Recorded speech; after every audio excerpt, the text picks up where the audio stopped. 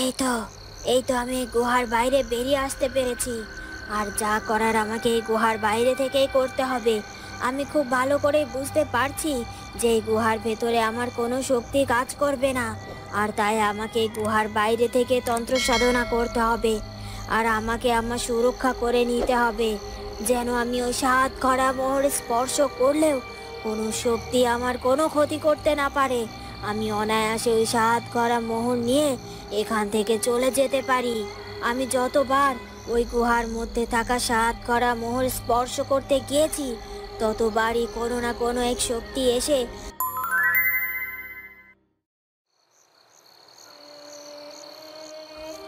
কি হলো কি অভাগী? তুমি চুপ করে আছো কেন? তার মানে কি তুমি আমার এই তিনটি প্রশ্ন শুনে ভয় পেয়ে গিয়েছো?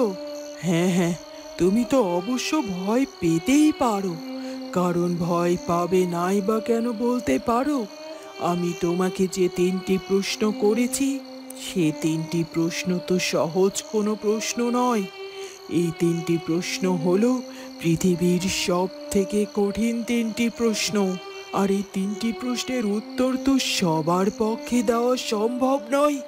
আর তাছাড়া তুমি তো একজন সাধারণ মেয়ে, তুমি কি করে এই কঠিন প্রশ্নের উত্তর দিতে পারো? আর তাই বলছি, শুধু শুধু বৃথা সময় নষ্ট না করে এই নীল পদ্মটি এই নীল সরোবরে রেখে তুমি তোমার শাস্তি ভোগ করার জন্য প্রস্তুত হও। না না, আমি কিছুতেই কিছুতেই এই নীল সরোবরে রেখে যাব না। কারণ আমি একবার যেহেতু এই নীল সরোবর থেকে এই নীল পদ্ম আমার হাতে তুলে নিতে পেরেছি, যেহেতু আমি এটা আমার বন্ধুর সেহেতু এটা আমি আমার বন্ধুর কাছে নিয়ে যাবই, আর তাকে তার নিজের রূপ ফিরিয়ে দেবই। আর সব থেকে বড় কথা হলো, আপনি কি ভাবছেন যে আমি এত সহজে হাল ছেড়ে দেব? না না না, এই অভাগী কিছুতেই এত সহজে হাল ছাড়তে শেখেনি। আমি যে করেই হোক আপনার এই তিনটি প্রশ্নের উত্তর অবশ্যই দেব। বাবা ভাগি, সত্যি তোমার মনের জোর দেখে আমি বড্ড খুশি হয়েছি। ঠিক আছে, তুমি যখন ঠিক করেছো যে তুমি আমার তিনটি প্রশ্নের উত্তর দেবে, তাহলে তুমি এভাবে চুপ করে না থেকে আমার সময় নষ্ট না করে এক্ষুনি একে একে তিনটি প্রশ্নের উত্তর দিয়ে দাও। কি অভাগী, তোমার কি মনে আছে আমি তোমাকে কি কি প্রশ্ন করলাম? হ্যাঁ হ্যাঁ, আমার অবশ্যই মনে আছে। আপনি আপনি আমাকে কি কি প্রশ্ন করেছিলেন। আর আমি যদি ভুল না করে থাকি, তাহলে আপনার প্রথম প্রশ্নের উত্তর হচ্ছে সত্য। কারণ আমার যতটুকু মনে হয়, এই পৃথিবী এবং দুনিয়াতে যত যাই কিছু ঘটুক না কেন, সব কিছুর থেকে বেশি উঁচু হচ্ছে সত্য। কারণ সত্যের থেকে কিছু যে উঁচু হতে পারে না। এখন আমাকে বলুন জলপরি, আমি কি আপনাকে সঠিক উত্তরটা দিতে পেরেছি? হ্যাঁ, অবশ্যই। তুমি আমার প্রথম প্রশ্নের একেবারে সঠিক উত্তরটি দিয়েছো। আমি খুশি হয়েছি। এবার আমার দ্বিতীয় প্রশ্নের উত্তর দাও। এখন এখন কি করে আমি এই দ্বিতীয় প্রশ্নটির উত্তর দেব? না না না, আমাকে হার মানলে চলবে না। যে করেই হোক আমাকে এই দ্বিতীয় প্রশ্নটির উত্তর দিতেই হবে। এমন এমন কি জিনিস যে যে জিনিস সবাই জানে, আর যেটা নির্মম সত্য, তারপরও মানুষ মানতে চায় না? কি কি হতে পারে সেটা? আচ্ছা, এর উত্তর মৃত্যু নয় তো? হ্যাঁ হ্যাঁ, তাই হবে। কারণ সবাই জানে যে প্রত্যেকটি মানুষের জীবনেই মৃত্যু অবধারিত, আর সেটা চরম সত্য। কিন্তু কেউ সেটা মানতে চায় না। সবাই এমনভাবে জীবনযাপন করতে থাকে যে সবাই ভাবে তার কখনো কোনোদিনও মৃত্যুই হবে না। জলপরি, আমি যদি ভুল না করে থাকি, তাহলে আমার দ্বিতীয় প্রশ্নের উত্তর হলো মৃত্যু। বাহ, বাহ অভাগী, আমি সত্যিই ভাবতে পারিনি যে তুমি এত সুন্দরভাবে পর পর দুটি প্রশ্নের সঠিক উত্তর দিয়ে দিতে পারবে।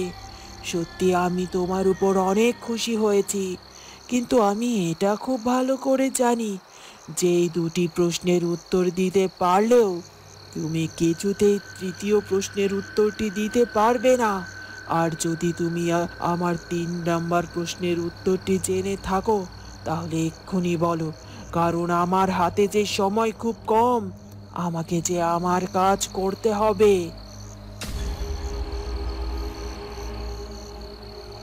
রাঘব, আমি অনেকটা সময় ধরে তোমাকে বারবার বোঝানোর চেষ্টা করছি, কিন্তু তুমি আমার কোনো কথাই শুনতে চাচ্ছ না। তুমি ভুল করছো। তুমি আর একটু আমার দিকে এগোবে না, আর একটি বারের জন্য আমাকে আঘাত করবে না। এখান থেকে ভালোই ভালোই চলে যাও, না হলে তুমি মহা বিপদে পড়ে যাবে। আর তোমার কি অবস্থা হবে তখন তুমি কিন্তু নিজেও বুঝতে পারবে না। রাজকুমার, তুমি কি আমাকে ভয় দেখানোর চেষ্টা করছো? কিন্তু তুমি তো ভুল করছো, কারণ আমি যে কোনো কিছুতেই ভয় পাই না। আর তাছাড়া এখন আমার সামনে যত বাধা এসে দাঁড়াক না কেন, আমি তোমাকে এখান থেকে হত্যা করে তারপর যাব। কারণ এখন যে আমার একমাত্র লক্ষ্য হচ্ছে তোমাকে হত্যা করা। তোমাকে হত্যা করতে পারলে তবেই তো আমি রাজ্যের রাজা হতে পারবো, আর তোমার বাবা মা স্বয়ং আমাকে এই রাজ্যের দায়িত্ব দিয়ে দেবে। আর তুমি হলে আমার একমাত্র পথের কাঁটা, আর তোমাকে তো আমাকে আমার পথ থেকে সরিয়ে ফেলতেই হবে। আর তাই আমার হাতে যে তোমাকে মৃত্যুবরণ করতেই হবে। এখন এখন আমি কি করি? এই রাঘব তো কিছুতেই মনে হচ্ছে আমাকে বাঁচতে দেবে না। ও যে করেই হোক আমাকে এই তরবারি দিয়ে আঘাত করে হত্যা করে ফেলতে চাইবে। আর তাছাড়া সাধু বাবা যে কোথায় গেল, এখনো কেন ফিরে আসছে না সেটাই বুঝতে পারছি না। তাছাড়া সাধু বাবা বুঝতে পারছে না যে আমার সামনে এত বড় বিপদ। আমি তো চাইলেই এখান থেকে কোথাও যেতে পারছি না। তাহলে কি সত্যি সত্যি এই রাঘবের হাতে আমি আমার প্রাণ বিসর্জন দেব, নাকি এখান থেকে পালিয়ে যাওয়ার চেষ্টা করব? রাজকুমার, তুই যতই ফন্দি করিস না কেন, আমার হাতে যে আজ তোকে মরতেই হবে। তুই যে কোনোভাবেই বাঁচতে পারবি না। আমি যে তোকে হত্যা করবই।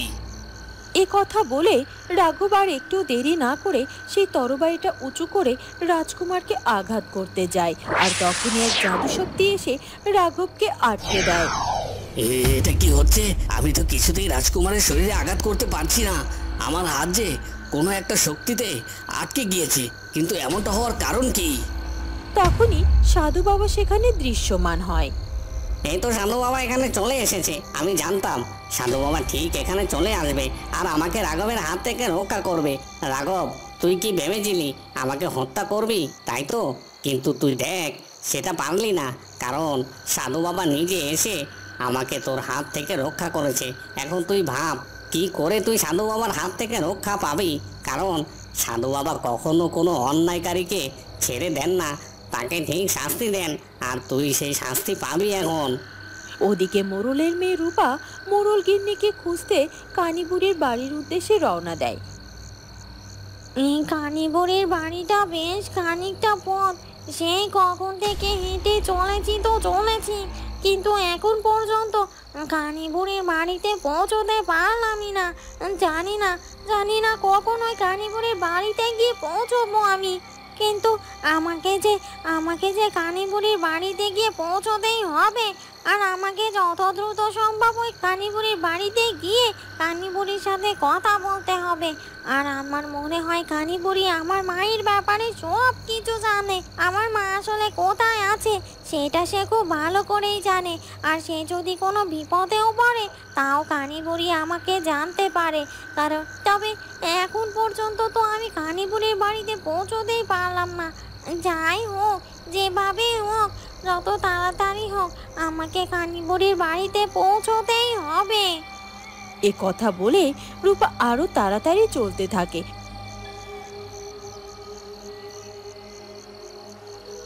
আর সে খুব তাড়াতাড়ি কানিবুড়ির বাড়িতেও পৌঁছে যায়।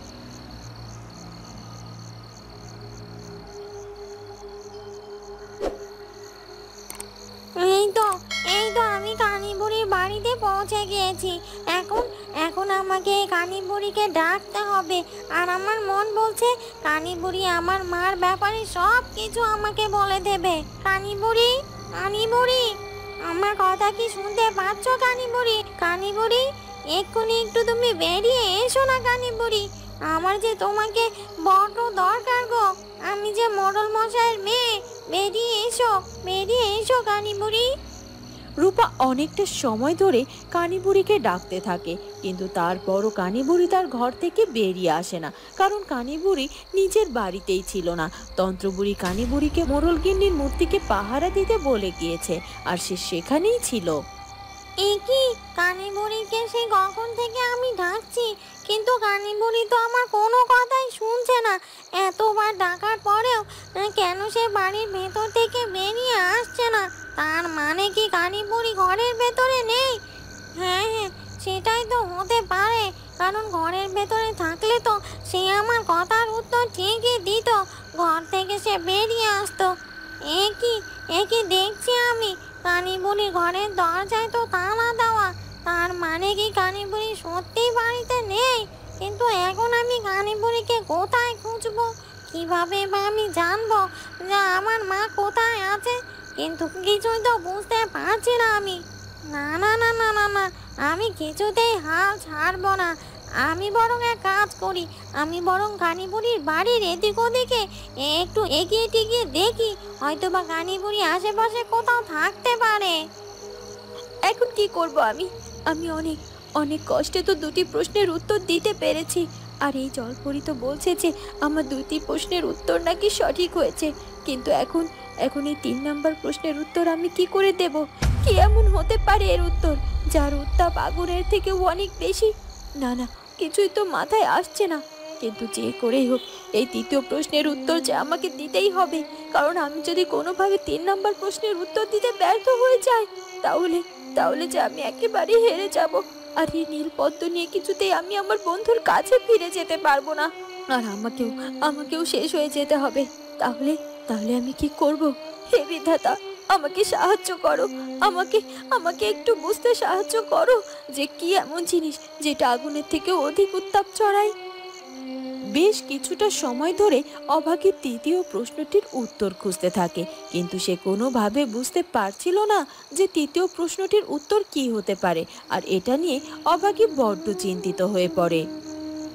কি হলো কি অভাগী? তৃতীয় বা শেষ প্রশ্নটির উত্তর না দিয়ে এভাবে চুপ করে দাঁড়িয়ে পড়লে কেন? আর তাছাড়া তোমাকে এত চিন্তিত কেন দেখাচ্ছে বলো তো? তাহলে কি সত্যি তুমি 2য় নম্বর প্রশ্নটির উত্তর দিতে ব্যর্থ হচ্ছ? তবে তো আমি তো তোমার পরপর 2টি প্রশ্নের উত্তর শুনে ভেবেছিলাম যে তুমি 2য় প্রশ্নটির উত্তর খুব সহজেই দিয়ে দিতে পারবে, কিন্তু এখন তো আমার মনে হচ্ছে যে তুমি হয়তো সেটা পারবে না। তাহলে কি আমি ধরে নেব যে তুমি হেরে গেলে? আর তাছাড়া আমার হাতেও বেশি সময় নেই, এবার যে আমাকে যেতে হবে অভাগী। তাই বলছি, এবার তুমি তোমার নিজের শাস্তির জন্য প্রস্তুত হও। এবার যে তোমাকে তোমার শাস্তি পেতেই হবে। না না জলপরি, আপনি আপনি আমাকে আর একটু সময় দিন, আমি আপনার 3য় প্রশ্নটির উত্তর দেওয়ার চেষ্টা করছি। না না না, কি করব এখন আমি? আমি তো কোনোভাবে আমার 3য় প্রশ্নের উত্তর খুঁজে পাচ্ছি না। আগুনের থেকে অধিক উত্তাপের জিনিস তো কখনো আমি দেখিনি, তাহলে কি করে বলবো আমি? কিন্তু আমি এত ভাবছি কেন? আমার তো এই প্রশ্নের উত্তরটি খুব সহজেই মনে পড়ে যাওয়ার কথা, কারণ আমার তো মনে হয় হিংসার থেকে বড় উত্তাপ আর কোনো কিছুতেই হতে পারে না। তাহলে তাহলে কি আমার এই 3য় নাম্বার প্রশ্নের উত্তর হলো হিংসা? হ্যাঁ হ্যাঁ, তাই হয়তো বা হবে। জলপরি জলপরি, আমি যদি কোনো ভুল না করে থাকি, তাহলে আমার আমার মনে হয় আমার 3য় নাম্বার প্রশ্নের উত্তরটি হচ্ছে হিংসা বা ঈর্ষা, কারণ হিংসার থেকে বড় উত্তাপ আগুনেরও যে হতে পারে না, কারণ হিংসা যে সব কিছু পড়িয়ে একেবারে তছনছ করে দেয়। বাহ বাহ অভাগী বাহ! আমি সত্যিই ভাবতে পারিনি যে তুমি এই 3টি প্রশ্নের উত্তর সঠিকভাবে দিয়ে দিতে পারবে। তবে তুমি যেহেতু এই 3টি প্রশ্নের উত্তর দিতে সক্ষম হয়েছ, তাহলে তুমি সাধারণ কোনো মেয়ে নও, তুমি হলে বিধাতার বিশেষ সন্তান। আর তাই তুমি এই 3টি প্রশ্নের উত্তর দিতে সক্ষম হয়েছ। আর আমি এখন বুঝতে পারছি যে এই নীলপদ্ম ভুল কারোর হাতে গিয়ে পড়েনি। আর এখন তুমি এই নীলপদ্ম নিয়ে এখান থেকে চলে যেতে পারবে, কারণ তুমি আমার পরীক্ষায় পাশ করেছো অভাগী। সত্যি সত্যি বলছেন জলপরি? আমি আমি এটা নিয়ে যেতে পারবো এখান থেকে? আমি আপনার পরীক্ষায় পাশ করেছি, আপনাকে অনেক ধন্যবাদ। আমি আর একটু দেরি করতে চাই না জলপরি, এবার এক্ষুনি যে আমাকে রওনা দিতে হবে। তুমি অবশ্যই রওনা দেবে অভাগী, কিন্তু তুমি কি জানো তোমার এখান থেকে ফিরে যাওয়াটা খুব কঠিন হবে। আর আমি চাই না যে তোমার ফিরে যাওয়ার পথে কোনো বাধা আসুক, আর তাই তো আমি তোমার ফিরে যাওয়ার ব্যবস্থা করে দিচ্ছি। এ কথা বলে জলপরি তার শক্তির মাধ্যমে একটি জাদু গালিচা হাজির করে। এই নাও অভাগী, এক্ষুনি এই জাদু গালিচায় উঠে পড়ো। এই জাদু গালিচা তোমাকে মুহূর্তের মধ্যেই তোমার গন্তব্যে নিয়ে যাবে। তোমার পথে কোনো বাধা আসবে না। সত্যি সত্যি বলছেন আপনি? আপনাকে অনেক ধন্যবাদ জলপরি, আমাকে এতটা সাহায্য করার জন্য। আপনার জন্য আমি দ্রুত গতিতে বাধাহীনভাবে আমার আমার বন্ধুর কাছে গিয়ে পৌঁছতে পারবো। এ কথা বলে অভাগী আর একটু দেরি না করে সেই জাদু গালিচায় উঠে পড়ে, আর সেই জাদু গালিচাটি অভাগীকে নিয়ে উড়ে চলে যায়। বন্ধুরা, কেমন লাগলো আমাদের আজকের পর্বটি? যদি ভালো লাগে তাহলে অবশ্যই আমাদের চ্যানেলটিকে সাবস্ক্রাইব করে দিও। দেখা হবে পরবর্তী পর্বে। সে পর্যন্ত ভালো থেকো। ধন্যবাদ।